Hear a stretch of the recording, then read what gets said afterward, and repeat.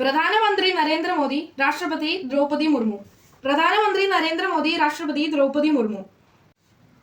എന്തോ ദേവ കുറെ നേരമായല്ലോ പ്രധാനമന്ത്രിയുടെ രാഷ്ട്രപതിയുടെ കാര്യം പറഞ്ഞിട്ട്. എന്തോന്ന് ഈ കുറെ നേരം കൊണ്ടിരുന്ന് പഠിക്കുന്നത്? അമ്മല്ലേ പറഞ്ഞ ഓരോ ദിവസം 5 GK ക്വസ്റ്റ്യൻസ് വീതം പഠിച്ചാൽ മതിയെന്ന്. 5 വർഷം കഴിയുമ്പോൾ PSC എഴുതിയെടുക്കാമെന്ന്.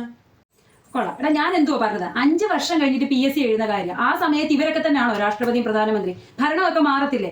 അപ്പൊ പിന്നെ നീ കുറച്ച് ഹിസ്റ്ററിയിലോട്ട് പോവാ. കുറച്ച് ഹിസ്റ്ററി നീ കുറച്ച് നേരം ഇരുന്ന് പഠിക്കുക. ഹിസ്റ്ററിയിൽ എനിക്ക് അറിയത്തില്ല എന്തോ പഠിക്കേണ്ടത്. അമ്മയ്ക്ക് പറ്റുവാണെങ്കിൽ ഒന്ന് പറഞ്ഞതാ.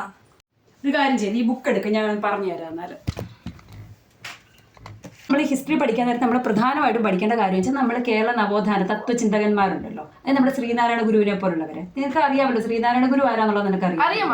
അങ്ങനെയുള്ളവരുടെ ജനനം, സമാധി, ഇങ്ങനെയുള്ള വർഷങ്ങൾ നമ്മൾ സമാധി എന്ന് വെച്ച് കഴിഞ്ഞാൽ മരണം. നമ്മൾ അതായത് ഒരു സന്യാസിമാരൊക്കെ മരിച്ചു കഴിയുമ്പോൾ കുറച്ചൊരു ഡെക്കറേറ്റീവ് വേർഡായിട്ട് സമാധി എന്ന് പറയുന്നതേ ഉള്ളൂ. മരണം തന്നെയാണ് അതിന്റെ അർത്ഥം.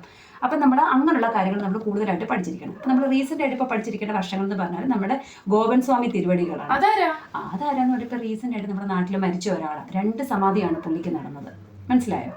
അതെന്താ 2 സമാധി? അതെന്താന്ന് വെച്ച് കഴിഞ്ഞാൽ ആദ്യം മക്കൾ ആരും അറിയാതെ ഒരു സമാധി നടത്തി.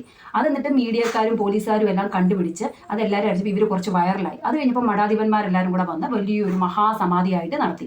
എന്ന് പറയുമ്പോൾ ഒരു മരണം നമ്മുടെ വീട്ടിലുണ്ടായി കഴിയുമ്പോഴത്തേക്കും 5-ാം പൊക്കം അതിന്റെ സഞ്ചയനം, സബിണ്ണി, അടിയന്തരം, ഈ നാട്ടുകാരെ എല്ലാം വിളിച്ച് സദ്യ എല്ലാം കൊടുത്തു കഴിയുമ്പോൾ എത്ര രൂപയാവും നമുക്ക് ഏകദേശം ചിലവ്? ഒരു 1.5 ലക്ഷം വരും ആവുകയെ. ഇതെന്ന് പറയുമ്പോൾ മക്കൾ ഇപ്പോൾ വൈറലാവുകയും ചെയ്തു. 1 രൂപ ചെലവില്ലാതെ ഗവൺമെന്റിന്റെ ചെലവിൽ എല്ലാ മഠാധിപന്മാരും കൂടെ വന്ന് എല്ലാ പേപ്പറിലും ന്യൂസ് ചാനലിലും ഹെഡ്ലൈനോട് കൂടി അവർ അച്ഛന്റെ സമാധി നടത്തിയില്ലേ?